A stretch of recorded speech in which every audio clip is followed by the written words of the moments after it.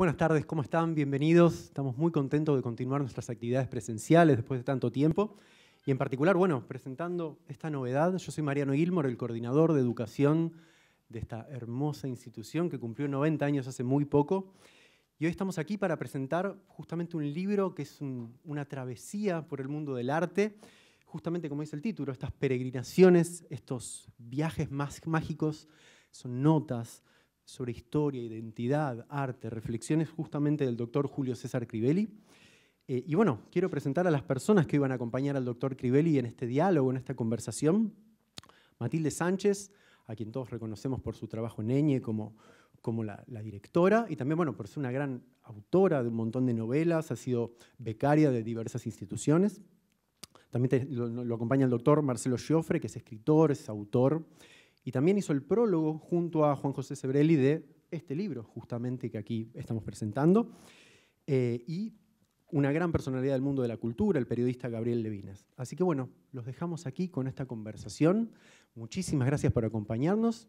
Bueno, las palabras son suyas. Muchísimas gracias y pido un aplauso para todos los presentes y para todos ustedes.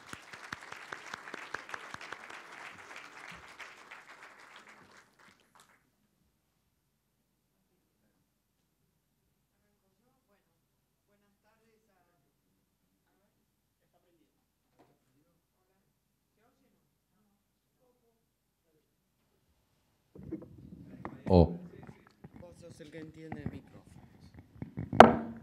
Hola. Bueno, muchas gracias por acompañarnos a todos los que están aquí hoy.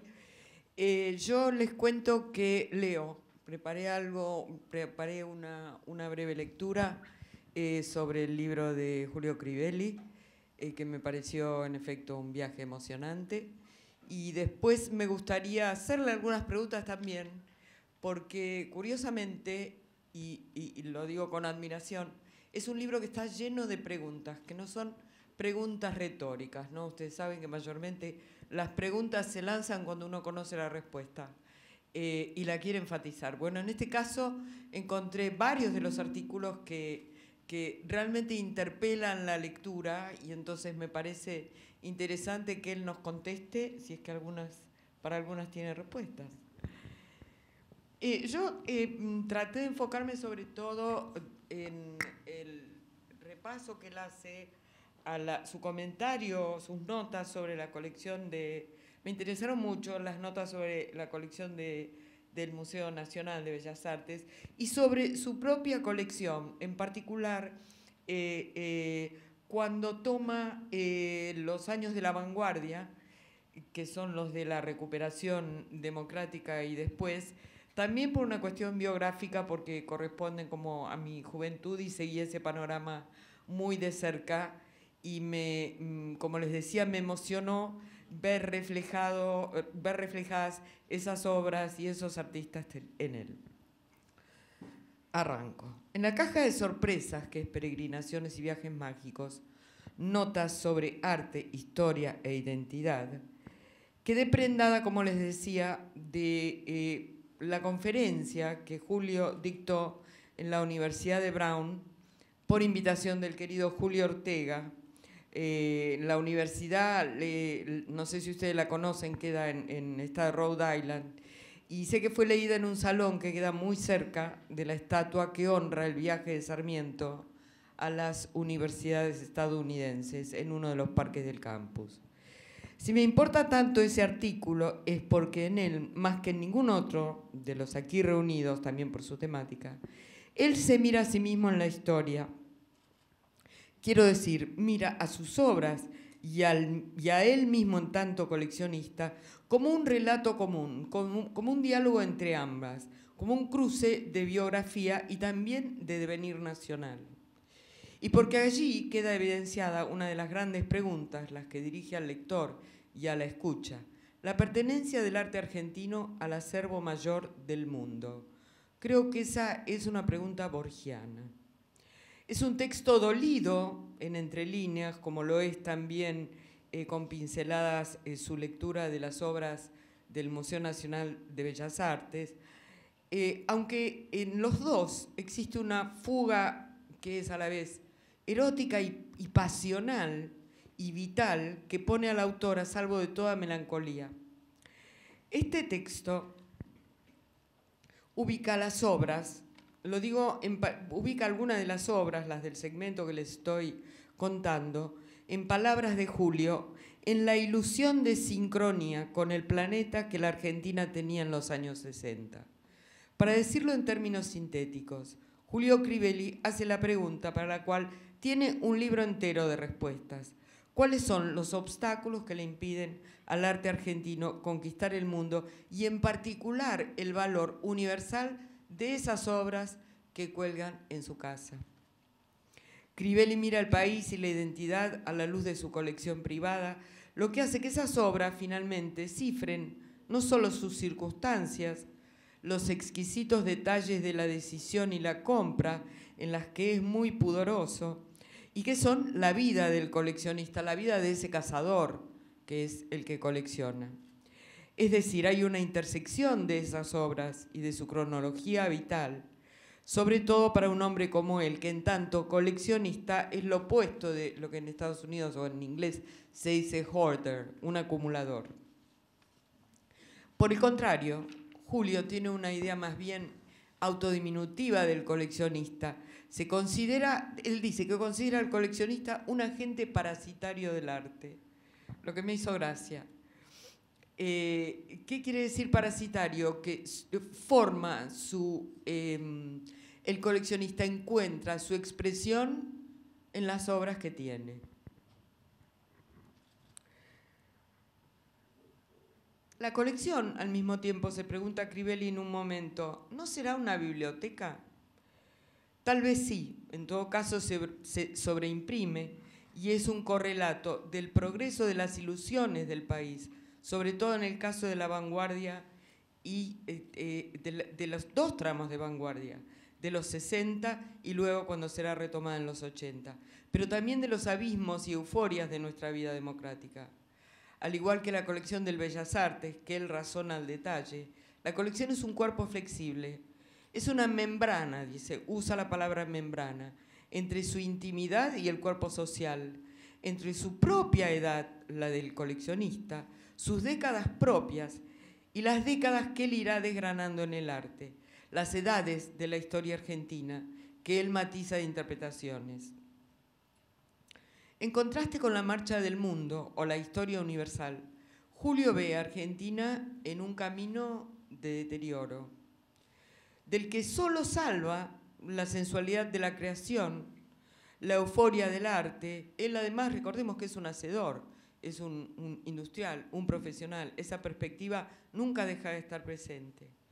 Pero ese impulso vital, aún en obras agonísticas como El hombre caballo de Noé, lo saca a flote. O, por ejemplo, el costumbrismo satírico de Wedding Party de Berni. Es particularmente agudo, en contraste con Wedding Party, el análisis que él hace de los Bernis obreros de Bellas Artes. Creo que se llama Uno desencadenado, ¿no? Ahí está. Y el San Sebastiano proletario también, los dos en Bellas Artes. Ese Eros que él encuentra incluso en Noé, incluso en lo más profundo de esa colección, se repite también en la tersa y ondulante superficie de acrílico de Polecelo. Lo hace su presa. Y es sintomático que abra ese comentario y esa conferencia confesando una especie de íntima wishlist, el singular lugar que le reserva a 1000 calorías por centímetro cuadrado, la obra de Jorge de la Vega de 1968. Quiere decir que el erotismo de la obra está siempre en primer plano contra esa demarcha de la vida nacional. Si al coleccionista le interesa tanto la década del 60, es sobre todo en virtud del último gran impulso de esa sincronía que yo les mencionaba, cuando el arte nacional entra en un diálogo fluidísimo con el arte internacional. Esos años, define el autor, significaron la esperanza de que la Argentina pudiera pensarse por fuera de las tensiones entre populismo y conservadurismo. Esa tensión que había asignado la vida política de los 50, también plagada de fricciones traumáticas entre democracia e intervencionismo militar. Los 60 son los años en que se recupera el industrialismo, por otra parte, que corona los esfuerzos de los inmigrantes. En ellos el autor cifra la verdadera identidad escamoteada. Hay bastante elaboración y reflexión sobre la argentinidad, palabra de la que él abomina, me hizo bastante gracia, en sus notas sobre el Museo Nacional de Bellas Artes. Decía que si él abomina el término argentinidad, una entelequia populista, es porque ese concepto identitario está forjado en torno de una figura arcaica, la del gaucho idealizado, en abierta negación de los idearios de Alberdi y Sarmiento, por fuera de los valores modernos, pero sobre todo con injusta prescindencia del componente inmigratorio, una exclusión por la que el país sigue en deuda. Las obras de la colección privada son los singulares párrafos de este libro de historia, en el que la euforia erótica salva, como decía, y renueva la ilusión y pauta los corolarios. Así, en Situación Límite, la obra de Yuyo Noé de 1985, Julio ve el colofón de la década del 70 y se pregunta si no son esos años la década bisagra que divide el territorio como una montaña, los 70, y nos pide cautela ante el terror. Los 80, en cambio, son para él una nueva década infame, en el sub y baja que va de la alegría por la recuperación democrática hasta la desilusión por el crack final. Por el crack final de Alfonsín. Por último, la lectura de la colección privada se detiene en las obras de los años 90, con las que Crivelli la actualiza. Ingresan artistas vinculados a la generación del Centro Cultural Rojas, algunos procedentes de la escena under, que entendieron tempranamente algunas coordenadas de la contracultura, cuando el país todavía no estaba dividido por una grieta que veríamos una década más tarde. Hay varias telas color rosa de Pablo Suárez, la fotoperformance Todo Destino de Liliana Maresca con la fotografía de Curopatua y el vestuario escaso de Sergio Delof. Y muy cerca de allí el retrato de la modelo en vidriera de Carlos Gorriarena, para ver precozmente a través de esta colección las derivas de la espectacularización de la política y el dominio de lo televisivo. Les contaba que la colección está razonada cronológicamente porque hablamos de una vida, la del coleccionista. Por eso luego llegan Garófalo, Cambre, Cuitca, para completar esa década.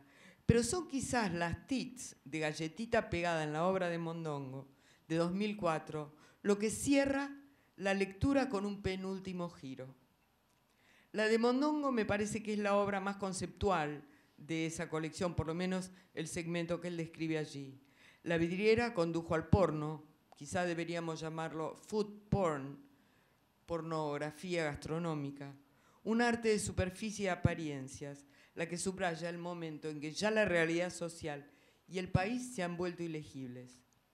Con Mondongo me pregunto si la colección dejará de ser una biblioteca para convertirse en un clip televisivo, en anclaje publicitario, en gabinete de la masturbación colectiva. Pero la vacilación es breve. El coleccionista no termina de rendirse nunca ni al cinismo ni a la golosina de la belleza. No se rinde al eye candy. La pérdida de ilusiones se desvanece donde comienza una precipitación nocturna en la obra de Matías Dubil.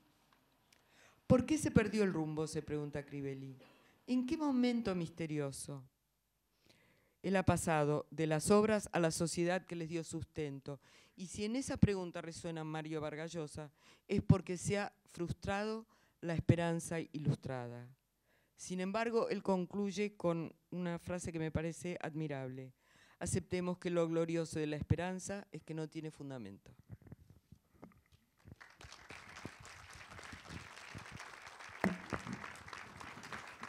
Muchas gracias, Matilde. Quiero darle la palabra ahora a Marcelo Giofre. Por favor, Marcelo. ¿Qué tal? Bueno, ¿este anda bien? Bueno, como ustedes más o menos saben, durante miles de años el arte fue la búsqueda de la mímesis, es decir, representar la realidad. Había una realidad y había que pintarla, así estaba en las cuevas de Altamira, se intentaba ahí pintar lo que se hacía, el cazador recolector, los animalitos que cazaban, y esa es la peripecia que continuamente tuvo el arte prácticamente hasta el siglo XIX. Es más, hasta fin del siglo XIX. Cuando vemos, por ejemplo, en Grecia, en la primera etapa, en la etapa clásica en Grecia, el discóbolo, uno ve ahí esa idea antropocéntrica del hombre que cree que puede dominar el mundo. Y en la etapa helenística, después de la crisis de la unidad de la polis, uno ve ahí al hombre arrastrado por el perro. Es decir, es también antropocéntrica, pero antropocéntrica en un sentido penoso, porque representa esa época helenística, siglo III antes de Cristo, cuando en realidad la polis entra en crisis y la política griega empieza a mostrar sus debilidades. Esto es lo que vemos, la mímesis esa la vemos en las vírgenes medievales y feudales, cuando el mundo entra en una especie de oscuridad, una espesa oscuridad, y ahí vemos todo, hasta ahí prácticamente todo el arte fue anónimo, no solo mímesis, sino anónimo. Con el Renacimiento, justamente después de una gran peste, nace el Renacimiento, en especial el Renacimiento italiano, el Renacimiento en Florencia, porque hubo otros renacimientos, ¿no? Por ejemplo, también podríamos pensar en el Bosco, en otra zona de Europa, que también era un poco el Renacimiento, pero en especial el Renacimiento italiano, con el David, era de vuelta a lo antropocéntrico contra la idea de la Edad Media, que era teocéntrica, ¿no? La idea teocéntrica de la Edad Media. El Renacimiento vuelve a la idea del hombre como centro, el hombre potente que con sus capacidades puede lograr dominar el mundo. Y ahí está claramente el David, por ejemplo, ¿no? Ustedes cuando ven ese David enorme y todopoderoso, de algún modo es el David que vence a toda la Edad Media y que vence a la peste negra, que acababa hacía 50 años, 60, que acababa de terminar esa peste negra. Eso que ya se insinuaba en el Decamerón de Boccaccio, cuando esos chicos, esos jóvenes se van al campo, son una especie de prenunciación del 400, ese siglo XV, en donde además empiezan a asignarse las obras, a firmarse. En Velázquez, cuando uno ve en Velázquez ese paisaje atontado de los Borbones, esas caritas medio atontadas que uno ve en las Meninas, por ejemplo, ahí de vuelta está la mímesis. Está en Goya, cuando uno ve en esos inmensos cuadros de Goya, algunos de los cuales están acá también en el museo, ¿no? Preciosos cuadros de Goya que están en el museo. Pero, por ejemplo, uno ve esos cuadros el 2 y el 3 de mayo, entrando a los franceses, los fusilamientos, y otra vez el testimonio de su época y de su lugar, ¿no? Ahí podríamos recordar a el Pierre Menard de Borges, justamente, un cuento que lo que señala es que el Quijote escrito en otro siglo y en otro país ya no es el Quijote, ¿no? Goya puede hacer eso en el momento que lo hace y en España, no en ningún otro lugar. Velázquez lo mismo. Y así vamos llegando hacia fines del siglo XIX en que surge el impresionismo. ¿El impresionismo qué es? Básicamente el impresionismo es decir, esto no es la realidad, esto es una obra de arte. ¿Por qué? Ustedes cuando van y ven todas esas obras en donde los colores no son los de la realidad, sino que son levemente distintos, cuando ven ese puntillismo incluso, en donde la materia empieza a ser mucho más espesa, lo que intenta ese artista con ese gesto es justamente decirnos: ustedes están viendo una obra de arte, esto no es la realidad. Es el momento en que entra en crisis en el arte la mímesis, después de miles de años.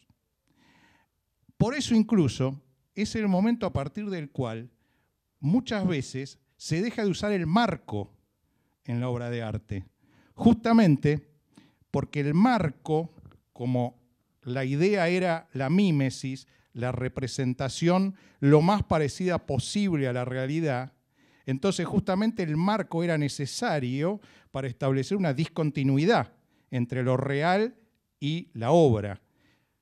Una vez que decidimos que la obra ostensiblemente muestre que es arte y no realidad, entonces el marco empieza a perder su sentido. De ahí, de esta crisis de la mímesis, surge algo que es muy impresionante. En 1917, Marcel Duchamp, un momento culminante en la historia del arte. Marcel Duchamp lo que nos dice es: si realmente los objetos están en la realidad y queremos imitarlos, no tenemos que representarlos, tenemos directamente que ponerlos. Entonces agarra un mingitorio y lo pone en una galería de arte y lo muestra. Eso, hecho muchas veces más por muchos otros, pasó a ser un chiste casi de mal gusto. Pero en Marcel Duchamp y en 1917, y en este contexto historiográfico del arte, tenía un sentido bastante decisivo. De ahí pasamos entonces casi necesariamente al expresionismo abstracto. ¿Qué es el expresionismo abstracto? Preguntarnos, ¿en realidad tiene sentido representar la realidad o, en rigor, ese perro que está saliendo, ese perro de Van Gogh que está saliendo del barro, o las meninas, en el fondo lo que muestra es algo que está por detrás de esa representación? Y ahí surge otra pregunta. Cuando decimos por detrás, ¿qué estamos diciendo? ¿Estamos diciendo simplemente el sentimiento del artista? ¿O estamos diciendo, como en Kant, que hay algo que se percibe y otra cosa que es la cosa en sí que está por detrás? Sea uno o el otro caso, no vamos a entrar en esa polémica porque es demasiado vasta.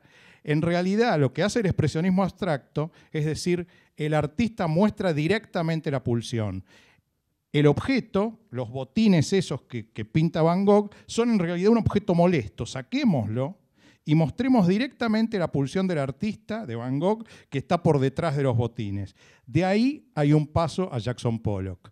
Cuando ustedes ven eso Jackson Pollock o incluso algunos otros artistas que tienen algún matiz de representación, como por ejemplo de Kooning, lo que se ve es directamente la pulsión que está por detrás. Ahí llegamos a los 60. Los 60 en el mundo muestran dos elementos.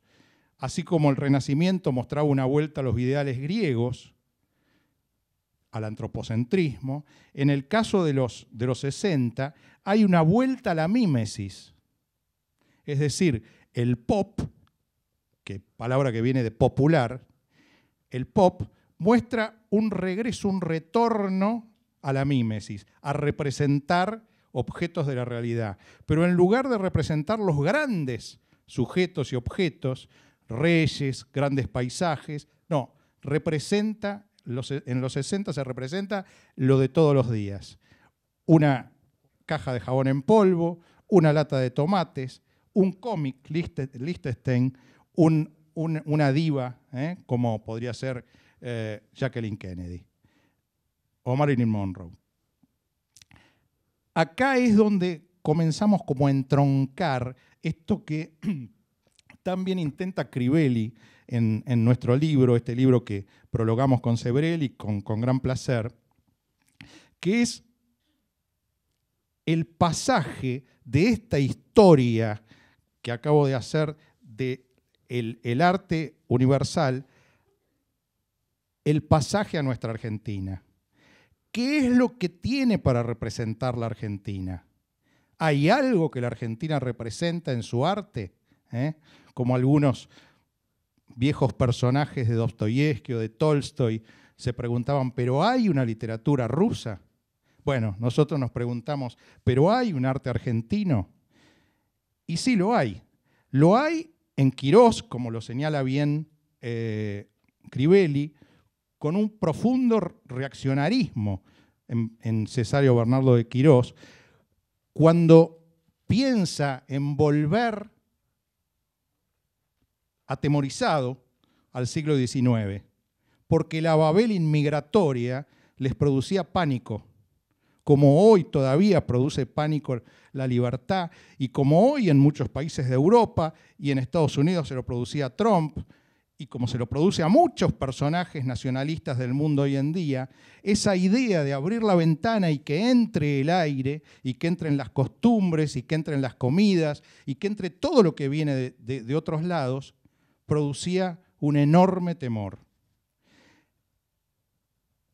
No es solo Quirós en el arte, es también Mallea en la literatura, es también Lugones en la literatura, es también Patoruzú en los cómics.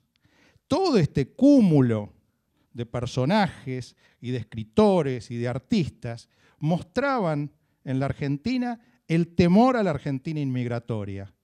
Esa Argentina que comienza rápidamente a explotar en el arte cuando al mismo tiempo esa representación de Quirós triunfa en la política de la realidad, con Perón, con la Revolución del 43, con la neutralidad en la Guerra Mundial, y llega casi a un punto de orgiástico con Onganía, cuando prohíben Bomarzo, cuando prohíben óperas, cuando meten presa a la gente por andar con el pelo largo, o cuando cierran el Ditela. Es decir, ese gobierno de Onganía, que es una especie de síntesis militar sindical, es de algún modo una especie de apoteosis residiva del peronismo.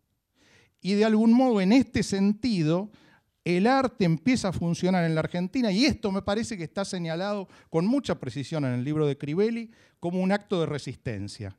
Porque mientras en la realidad triunfa la hora de la espada de Lugones, y triunfa el nacionalismo, y triunfa el encerrarse, y triunfa en no abrir las ventanas, en el arte empieza a aparecer Julio Leparc, empieza a aparecer Pablo Suárez, empieza a aparecer Berni, todos movimientos completamente europeizantes, todos artistas completamente europeizantes, que de algún modo son como grandes plumeros que interpelan a esa realidad que está yéndose para cualquier lado y que termina en los largos 70 años de populismo de la Argentina. El arte funciona así como un lugar de absoluta resistencia.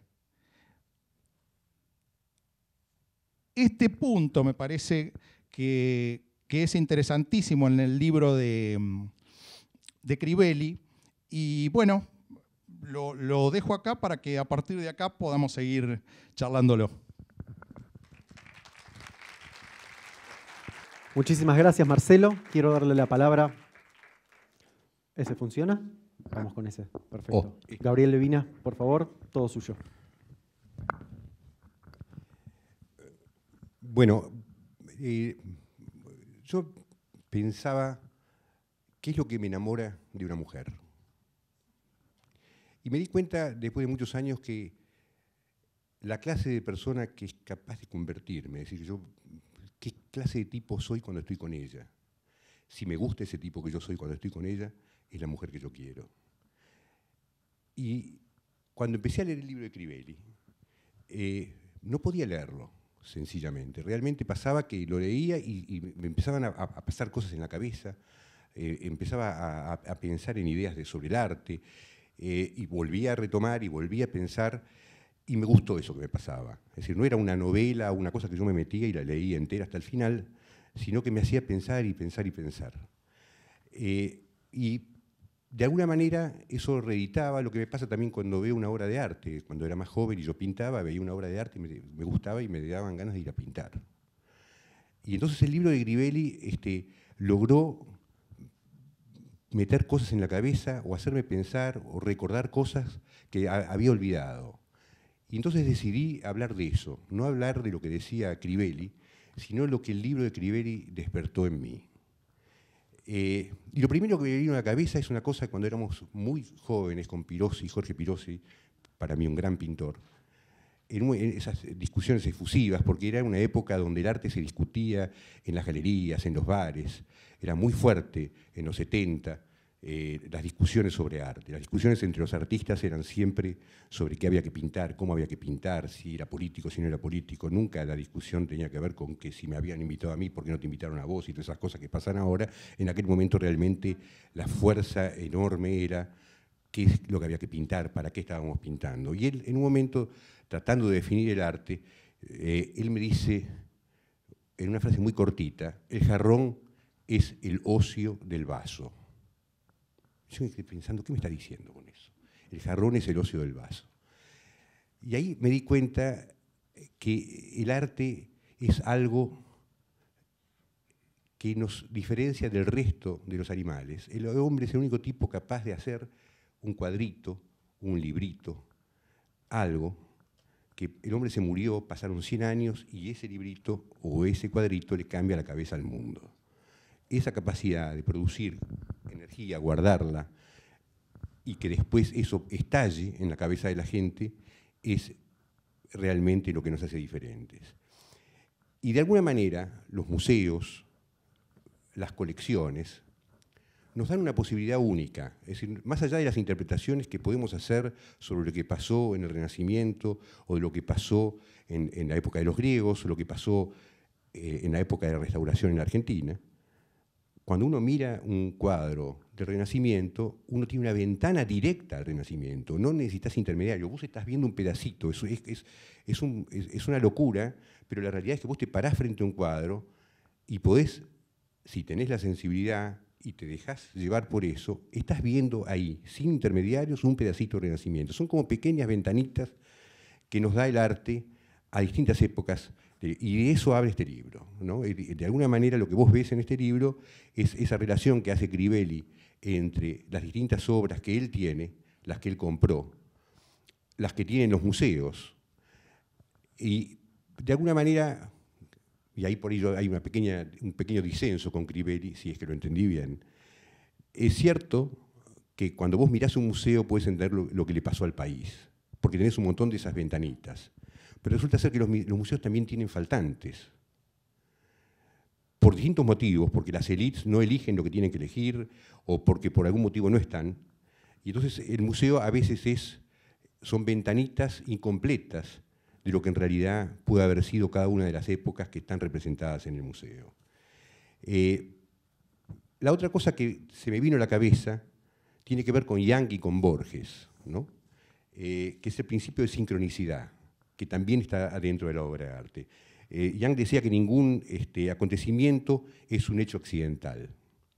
Y él da un ejemplo, que viene al caso, lo leo textual, dice, existen conocedores capaces de determinar, solo por el aspecto, el gusto y el comportamiento de un vino, el año de su origen y su ubicación en el viñedo. ¿Cuál viñedo era? ¿En qué lugar? ¿Qué ladera de la montaña? Existen anticuarios capaces de indicar con exactitud pasmosa la fecha, el lugar, el origen y el creador del objeto de arte o de un mueble con solamente mirarlo. Es decir, que si todo eso está implícito en la simple mirada de un objeto, de una porcelana, o en el placer que te da el vino, y vos ya podés saber, imagínate toda la información que podemos sacar de un cuadro, toda la información que podemos sacar de una obra de arte, que vuelvo a repetir, esa obra se carga de una energía, no por la eficacia del artista, sino por la ineficacia del artista. Es decir, porque una de las cosas que al arte la ha arruinado siempre es el virtuosismo. Es decir, el virtuosismo es el principal enemigo del talento. La lucha del artista por conseguir algo que no se consigue genera y carga la obra de una energía que después es lo que nosotros percibimos al final, que es lo que el artista intentó y no logró. Porque si lo lográs es porque lo que quisiste no era gran cosa, ¿no? Entonces, y pensar en un tipo que se la pasa la vida, como Crivelli, coleccionando, guardando pedacitos de historia para colgarlas en su pared, que después seguramente, como siempre pasa, tarde o temprano termina en los museos, porque este museo que estamos nosotros ahora también está conformado por un montón de gente como Crivelli, que fue comprando, gozando, coleccionando y después, por supuesto, terminan guardadas acá.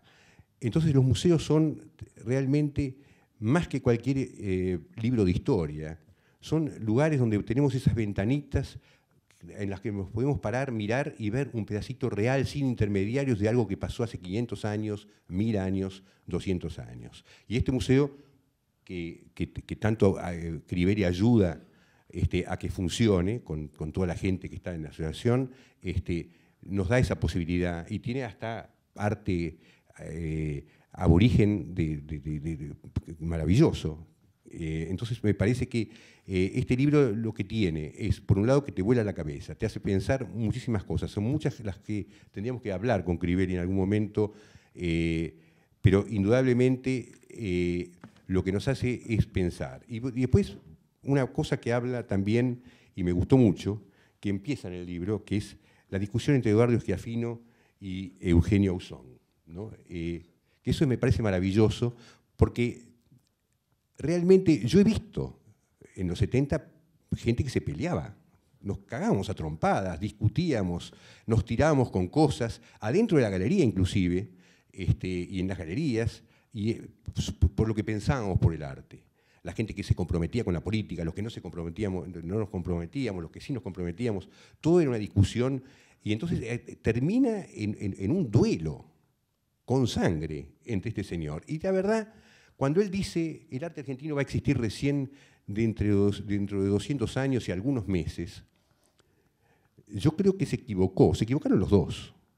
Porque es muy probable que dentro de 200 años y algunos meses, eso, si haces la cuenta, faltarían unos 80, es muy probable que ya no exista el arte de ningún país produciéndose en ese momento, porque todo va a estar tan interconectado que va a ser muy difícil saber si este cuadro se hizo en la China o si se hizo en Buenos Aires.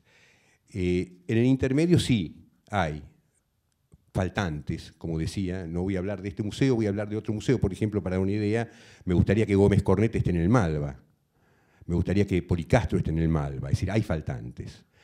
Pero me parece que ese es el trabajo nuestro, es el trabajo de los comunicadores, es el trabajo de quienes están en la cultura, en el periodismo, de los coleccionistas, de que los museos sean lo más completo posible para poder satisfacer las necesidades en los años siguientes de la gente que quiera ir a ver y entender lo que pasó por esas pequeñas ventanitas que son las obras de arte. Realmente muy bueno el libro, me encantó y me produce y me sigue produciendo, porque todavía me falta un pedazo al final, me sigue produciendo muchas ideas y te agradezco eso.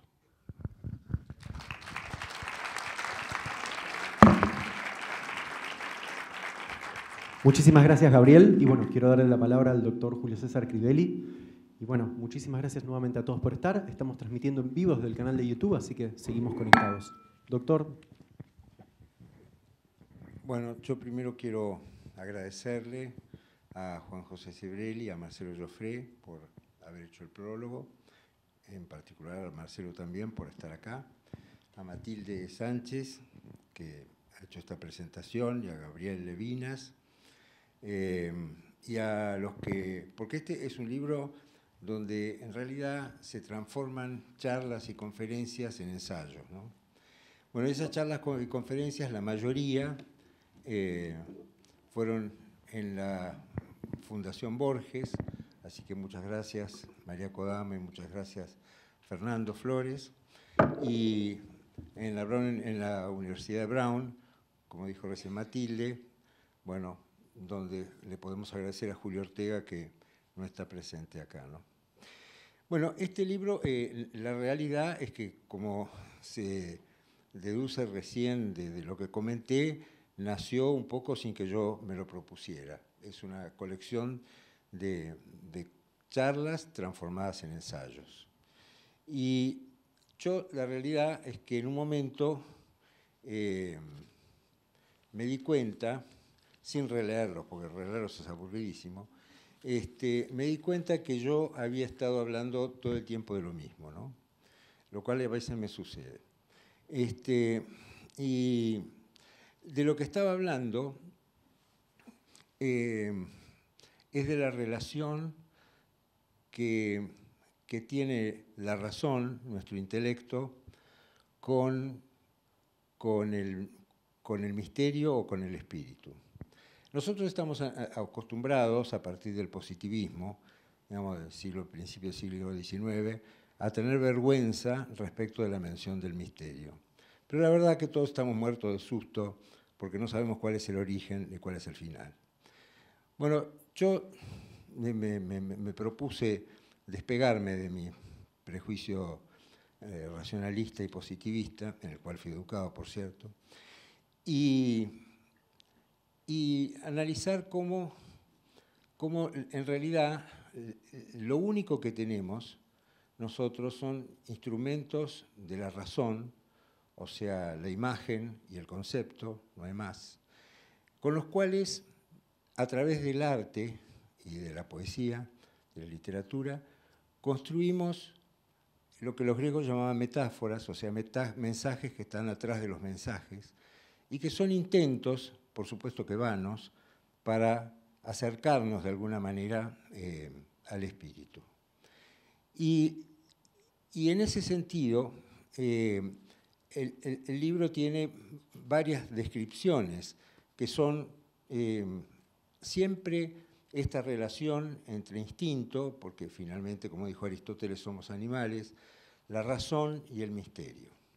Así que el primer misterio es Argentina como sociedad, pero no por las características históricas de Argentina, sino porque toda identidad es un misterio.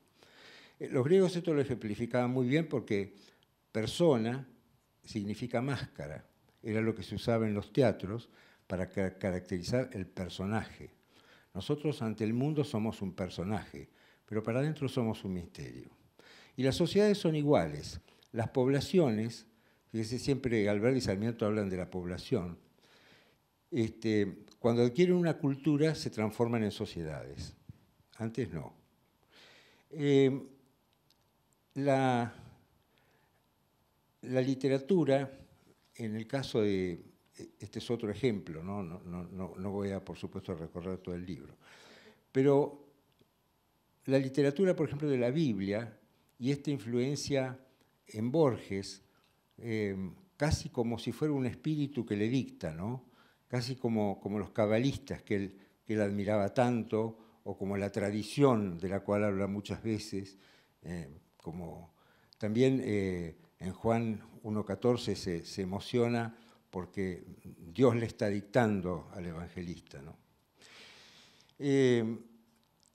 También está presente la misma exploración de la maga, que es todo instinto, y Oliveira, que es toda la razón, en Rayuela, ¿no? Hasta que finalmente los dos se extinguen, el puro instinto y la pura razón. Y después hay algunas obsesiones personales en el libro, como la comparación entre el arte y la memoria. Más que la comparación, la relación entre el arte y la memoria, ¿no? Así que finalmente el título sobre las peregrinaciones son peligrosas porque peregrinar viene de peragri, los que caminaban afuera de las ciudades. Afuera de las ciudades no había derecho, no había protección, no había nada. En el mundo de los romanos, ¿no? Cuando se hablaba de peragri. Así que estas peregrinaciones son un viaje vital que no podemos eludir. El viaje vital es peligroso, porque nosotros tendemos a intentar conocer algo que nunca vamos a conocer. Es un viaje hacia un lugar, hacia un destino, al cual es imposible llegar, porque ese lugar no existe, ese lugar simplemente es, y lo que es no se puede concebir. Pero inevitablemente tendemos y seguimos con eso. El libro lo que intenta demostrar, a través de distintos enfoques completamente diferentes, como la literatura de Borges y la de la Biblia, o las imágenes y los pasos formel de Aby Warburg, o la relación de las obras de arte de este museo o las de mi colección con la historia de Argentina, pero siempre intenta demostrar este camino. Bueno, así que yo les agradezco mucho a todos y le agradezco mucho especialmente acá a mi amigo Andrés Duprat, que se hizo presente. Y bueno, y Matilde quería hacer unas preguntas y yo me encantaría contestarlas. No, me parece oportuno, quería transmitir al público que realmente es un libro muy apasionado. Y se juega mucho se juega mucho en la palabra, ¿no? Está lleno de opinión, además, es idiosincrático, no solo es analítico, también opina. Y en una materia que no es tan habitual encontrarla. Por eso me parece interesante lo que traía recién Levinas acerca de la polémica con Ausón. Vos me vas a corregir, la vas a recordar mejor que yo. Creo, además, se hizo una obra de teatro buenísima sobre esa polémica, Apátrida. Schiaffino, que es un estudiante todavía de pintura en Argentina, tiene una polémica con porque él contó el colofón, pero no se sabe y es muy lindísimo. Ausón es un súper crítico español y le dice, no, mire, Schiaffino, pues que no puede existir la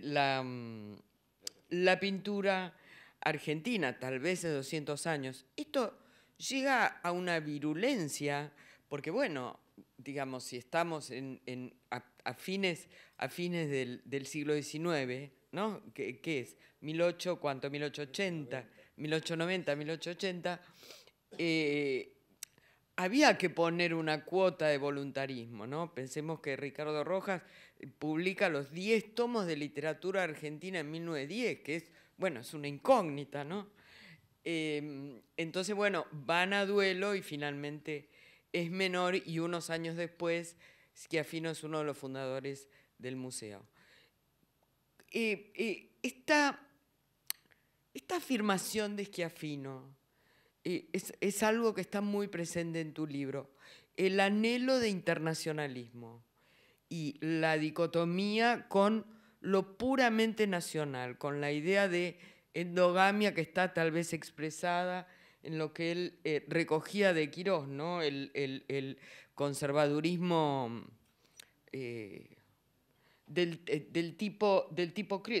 la época de los tipos criollos, ¿no? Decimonónico, pero además como la construcción de la identidad nacional y de la nación. ¿Cómo ves esto funcionando hoy? Porque es algo que falta al mismo tiempo, que siempre parece que falta en Argentina, ¿no? La salida al mar del arte, de la literatura, no tanto de la literatura hoy gracias al cine. Bueno, la Argentina arranca con 1.300.000 habitantes. O sea que cuando Alberdi y Sarmiento hablan de un desierto, hay un desierto. Acá no había nadie. Y además los que habían, nadie sabía hacer nada. Entonces se decide la política de inmigración, la de infraestructura, y la educación libre, gratuita y obligatoria. La inmigración para tener a alguien que pueda hacer algo, la agricultura y la ganadería. La infraestructura para poder llevar y traer todo eso que se va a producir. Y la educación libre, gratuita y obligatoria, porque como bien dice Sarmiento, necesitamos que estos inmigrantes se transformen en una clase media y para eso tienen que estar educados. Bueno, es el primer plan que tenemos de un país. Ese país crece vertiginosamente. Los inmigrantes entran y gracias a esta educación libre, gratuita y obligatoria, crecen enormemente en la cultura y hacen un país. Mientras tanto, se genera una épica curiosa a partir de un gaucho, bueno, desertor, asesino, bueno, todos lo conocen, y curiosamente este gaucho es la base de la épica nacional. Entonces, la mayor parte del lenguaje en la cultura esa que yo mencioné recién, que la cultura es lo que estructura una población como sociedad, está inundada de este pensamiento de la épica gauchesca, de la épica nacional, como recién dijo Matilde, de la épica anterior al siglo XIX.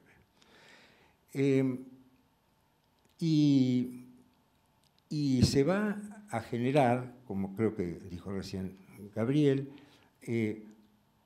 todo un desarrollo absolutamente hacia adentro de Argentina. En un momento se hace una liga anti-italiana. Esto es una curiosidad extraordinaria, pero existió. Existió poco tiempo, pero existió. Argentina pasa por sus momentos antisemitas. Argentina, digamos, tiene una cerrazón interna enorme. Lo cual es curioso en un país que está formado por inmigrantes. Pero esa épica de los inmigrantes nunca existió, salvo en un lugar, las artes plásticas. Entonces uno mira este museo y mira la colección de arte prehispánico que recién ponderaron, y es lo que había cuando llegaron. Cuando llegaron, ¿quiénes? Nuestros abuelos, tatarabuelos, el que fuera. Esto es lo que había. Está lo que admiraban. Tiene una maravillosa colección de arte europeo. Esto es lo que admiraban ellos porque era lo que había de donde ellos venían. Y hay un tercer eje que es el de Schiaffino. O sea, lo que los argentinos pudimos hacer con todo eso. ¿Y qué es el arte argentino que pudimos hacer con todo eso? Es un lenguaje de resistencia, como recién dijo Gabriel. Porque ese es un lenguaje de la inmigración. Es lo que los inmigrantes expresan con esos conocimientos. Y es un lenguaje de resistencia porque todo el resto del lenguaje es un lenguaje de la épica de la aislación y del encierro. Y Argentina ha vivido hasta el día de hoy en la aislación y en el encierro. Se ha negado a conectarse con el mundo a partir de los años, a partir de la crisis del 29, diría yo. Pierde su contacto con el mundo. Y queda este foco de resistencia, ¿no es cierto?, que son las artes plásticas. Y bueno, este es el lugar que yo de alguna manera le doy a esa identidad, que sigue siendo crítica, porque seguimos en esta dialéctica. No se ha resuelto. Y yo me hace gracia o detesto la palabra argentinidad porque es como una exhibición del entrismo, del no salir y no mirar hacia afuera, que repito, es paradójico en una sociedad de la inmigración, ¿no es cierto? Hay dos sociedades así en toda América, Estados Unidos y nosotros, pero Estados Unidos durante mucho tiempo fue aislacionismo, está ahí encerrado, hasta que entra en la Primera Guerra Mundial y a partir de ahí se abre completamente.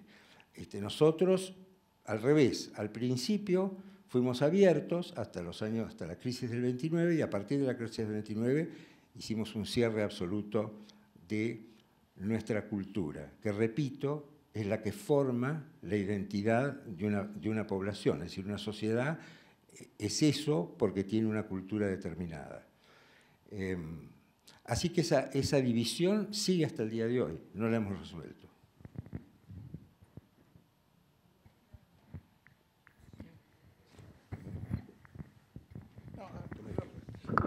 Sí, te preguntaría una cosa interesante, me parece, en relación a esto último que dijiste. Muchas veces el arte, además de ser un testimonio de su época y de su lugar, tiene como algo de ortopédico, en el sentido de que genera modificaciones en la sociedad. Vamos a pensar, qué sé yo, Gauguin. tomemos Gauguin. De algún modo Gauguin introdujo la idea de que la única belleza no era la mujer blanca. Y algo modificó. ¿Por qué ese arte argentino, que es un arte propicio a la inmigración, propicio a la apertura, europeizante en algún sentido, que tiene la neofiguración, que tiene el arte madí, que está, digamos, abierto en la misma época que Pablo Suárez se abría al sexo, era la misma época que en la Argentina, en la política, se cerraba al sexo. Entonces, ¿por qué en la Argentina parece como la realidad cerrarse frente al arte en lugar de que el arte funcione como una pedagogía? Bueno, yo creo que el movimiento de ingeniería cultural que se hizo para cerrar Argentina es significado fundamentalmente por la estructura, digamos, gauchesca, que va abarcando a todos los niveles. Por supuesto que invade a la inmigración también. La inmigración empieza a creer en esto también en cierto tiempo y empieza a perder su lenguaje, salvo, como digo, en las artes plásticas. La potencia de este fenómeno es tan grande que no logra cambiar las tendencias de la sociedad. Sí despierta cosas, por ejemplo, Berni cuando empieza a pintar a Juanito, etcétera, despierta la noción de pobreza en la Argentina. Esto está claro, ¿no es cierto? Como un ejemplo. Pero Argentina resiste, y no solamente resiste al arte, resiste a la política internacional. Qué sé yo, en 1943 somos los campeones que después de Pearl Harbor le decimos a Estados Unidos, con nuestra capacidad diplomática que todavía en esa época teníamos, convencemos a todos los países de América de no apoyar a Estados Unidos en esta situación. En fin, Argentina tiene esta ingeniería cultural ha sido muy, muy profunda y sigue vigente hasta el día de hoy. Y yo no veo que el arte sea suficiente para cambiarla, ¿no?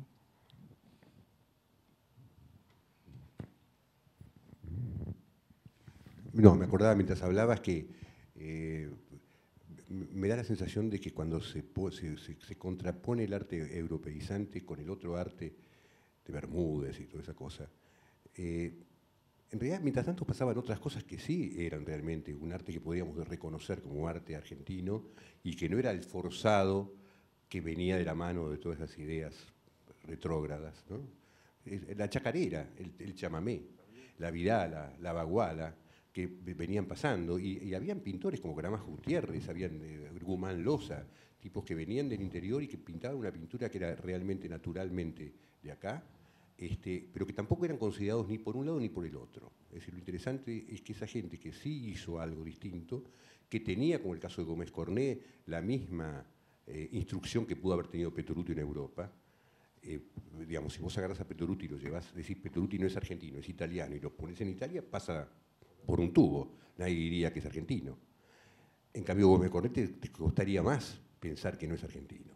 Y sin embargo, Gómez Cornet, te vuelvo a repetir, no está en el Malva, ¿sí? Entonces me parece que en esa dicotomía está olvidándose de una tercera parte que sí existe y que debiera ser considerada, ¿no?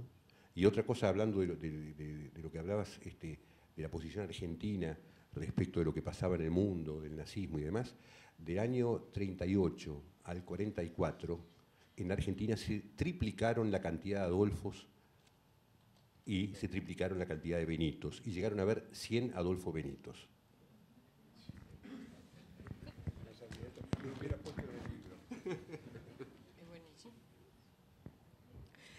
Como coleccionista, vos, esto tenía tal vez un par de preguntas que hacerte, porque como contaba antes, hay como una especie de intimidad también cuando hablas de tu colección, ¿no? O de pudor. ¿Qué es lo que decide? ¿Qué es lo que te decide por una obra?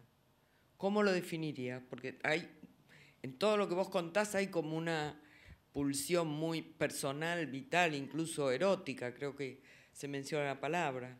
¿Cómo es la decisión? La decisión es puramente pasional. O sea, por supuesto que el arte tiene un aspecto crítico. Yo puedo decir que la obra fue pintada en no sé cuánto, que la técnica es no sé qué, y que el autor en ese momento pasaba por un momento amoroso muy difícil, y que entonces, bueno, todo eso es la crítica. Pero el arte impacta pasionalmente. Es lo mismo que cuando lees un poema y quedás absolutamente emocionado por lo que has leído. Mi forma de coleccionar ha sido siempre esa. No coleccioné, no me parece mal, por cierto, pero yo no coleccioné el arte de una década determinada, o de una escuela determinada, o de 4 autores determinados. Coleccioné según lo que los autores de mi época, desde los 60, bueno, los 60 yo era muy chico, pero aprendí los 60 más tarde, desde los 60 hasta prácticamente hoy, con esa pulsión que vos decís pasional. También tengo arrepentimientos. Claro, porque cuando uno elige así, uno tiene arrepentimientos. Porque además se va aprendiendo. Porque uno además va aprendiendo y además uno se va modificando, y uno va creciendo, y uno se va educando, y uno va cambiando. Y el arte tiene vencimiento. Así es. Bueno, desarrollá un poquito eso. Bueno, el arte a veces tiene vencimiento. Sí, sobre todo cuando es malo. Vence más rápido. No, pero hay cosas que, por ejemplo, impactan mucho. Por ejemplo, el pop, que recién se mencionó, ¿no? El pop es una advertencia extraordinaria porque en los 50 pasamos de la sociedad capitalista a la sociedad de consumo, de la democracia representativa a la democracia popular. Entonces, este es un cambio enorme en el cual el consumo se vuelve el dios. Ford fabricaba un auto de $300 para que durara 25 años. Bueno, eso se termina en los 50 y se fabrican autos con obsolescencia programada. El diseño y la propaganda son los instrumentos por medio de los cuales se vende más. Y la gente, todos nosotros, nos sentimos impulsados a cambiar los objetos que tenemos por el tema, por el diseño, por la propaganda, etc. El pop lo que está advirtiendo es el ingreso a un materialismo fenomenal dentro de nuestra sociedad, que pre-1950, por supuesto la fecha 1950 está elegida un poco arbitrariamente, ¿no? Como todos los cambios tiene matices que se van dando, pero digamos, en ese momento las sociedades desarrolladas, y posteriormente la nuestra también, cambian. ¿El pop sigue vigente o no sigue vigente? Bueno, yo personalmente creo que sigue vigente. Y sigue vigente en ese sentido, como una advertencia poderosa, ¿no es cierto? En cambio, bueno, eso es un movimiento, no una obra. Ahora, para un coleccionista es distinto, porque un coleccionista no tiene un movimiento, tiene una obra. Y, bueno, puede ser que la obra de ese autor valga muchísimo en el mercado. El coleccionista puede tener la opción de venderla y ganar un montón de plata, o de mantenerla porque tiene un tesoro de dinero. Pero a lo mejor él se aburrió de la obra. A lo mejor se arrepintió de la obra. Y yo me he arrepentido mucho de muchas obras, las cuales tengo guardadas porque el mercado argentino no permite venderlas. Así que cada vez voy acumulando más porque es un mercado muy chiquito y muy informal. Pero la realidad es que yo, digamos, hay obras que no me producen más la misma emoción. Y otras sí, otras que tengo desde hace muchísimo tiempo, por ejemplo, Wedding Cake, que vos señalaste recién, o Las Cariocas, una obra de Pope de la Vega, me siguen conmoviendo tanto como el día que la vi expuesta y dije, bueno, la quiero tener, ¿no? También quiero tener una obra que tiene granatas que no, no me alcanza la plata. Sí, todo se puede arreglar en la vida. No, estaba pensando en las obras que tienen vencimiento y las que no tienen vencimiento, ¿no? Y a veces tiene que ver, ¿sabés con qué? Estaba pensando, no voy a dar nombres para no lastimar a nadie, pero un amigo mío, que era conceptual, que ya falleció, destinaba una obra cada tanto, cada 3 meses, cada 4, dependía vivía de otra cosa, y destinaba una obra cada tanto. En determinado momento empezó a ser muy conocido y se empezó a exigir de él más obra, y empezó a falsificarse a sí mismo.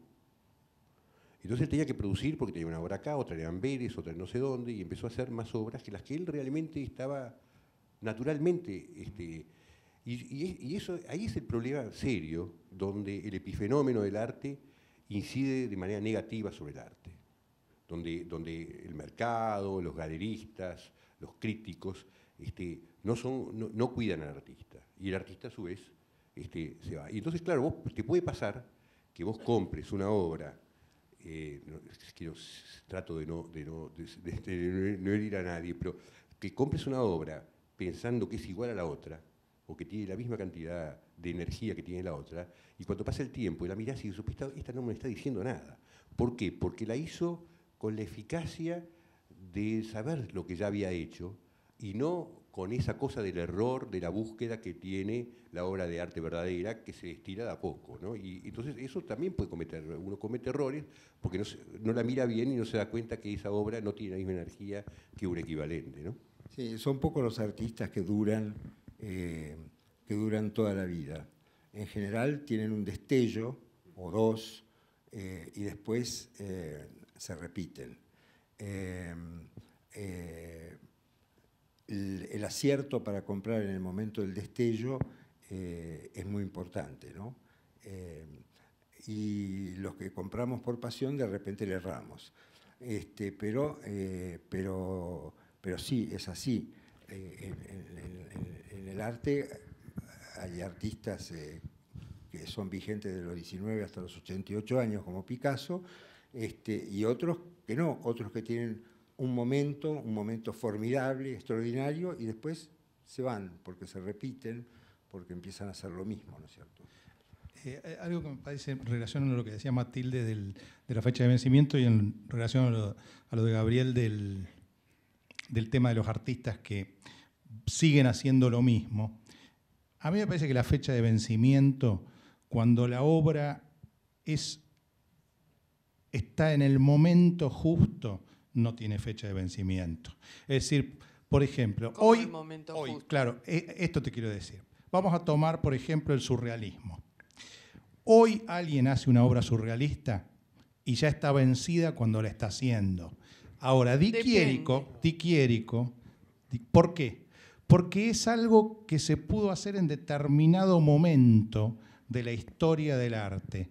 Entonces, por eso decía lo de Duchamp. Hay muchos que han vuelto con ese tipo de intento y se convierten en un chiste. ¿Por qué? Porque ya están, digamos, del mismo modo que en lo que decía Gabriel, hay como un plagio a sí mismos. En el otro caso, hay una especie de plagio al movimiento. Entonces me parece que la obra que está en el momento justo, la vamos a seguir siempre viendo, aunque ya no nos guste. Aunque no nos guste la mímesis hoy y creamos que es mejor el expresionismo abstracto, no podemos decir que está vencido el David de Miguel Ángel o... Bueno, la palabra vencimiento era como una provocación, sí, claro, ¿no? Claro. Claro. Pero no es tan literal, pero a la vez sí. Tal vez sí, por eso le quería preguntar a él si vence el efecto, ¿no? Fíjate vos, por ejemplo, te digo, ya que nombraste a De la Vega es un caso extraordinario, porque vivió 40 años. Y en los 40 años que vivió, pasó por un montón, pasó por, cuando era muy jovencito, dibujos del Teatro San Martín, después la neofiguración, después pasó al pop, y cuando ya eso no le bastaba, pasó a la canción y empezó a cantar. Es decir, había como una especie de desesperación, en algún sentido, por buscar un nuevo lenguaje y una nueva densidad en sus ideas, ¿no? No, yo creo que el tema en una colección es mucho más específico que en la historia del arte. En la historia del arte, digamos, se pueden generar charlas y discusiones súper interesantes que abarcan los movimientos, abarcan, ¿no?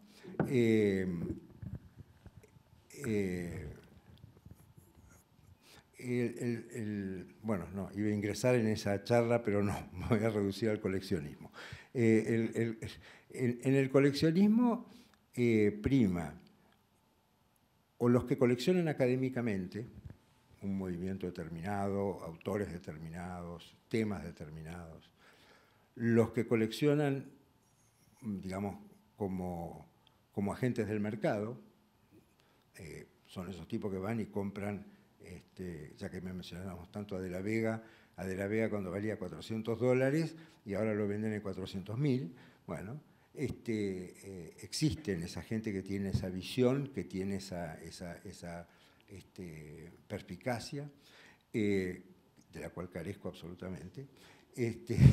Y después están el club al que yo pertenezco, que son los que coleccionamos por pasión.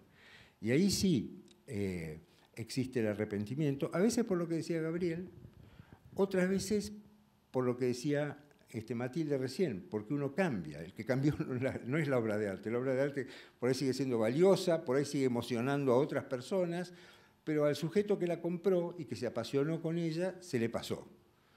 Se le pasó como se le pasa a uno con un auto, como se le pasa con cualquier cosa por la cual uno se apasiona, de más o de menos valor.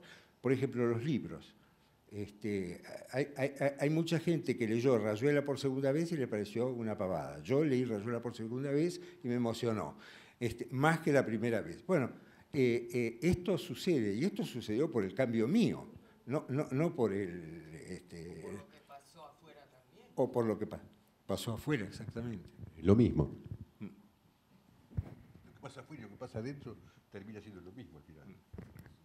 Lo que pasa es que con la literatura creo que es diferente. Bueno, también lo debe ser con la pintura y el arte, ¿no? Pero con la literatura, viste, lo que te pasó fue el vendaval de la cultura digital, el vendaval de Internet y el vendaval del agotamiento con la materia escrita. Entonces, vos tenés hoy jóvenes de 20 años, o sea, yo no sé cómo se publicaría hoy Rayuela. O sea, no sé quién afrontaría el desafío editorial de producir Rayuela.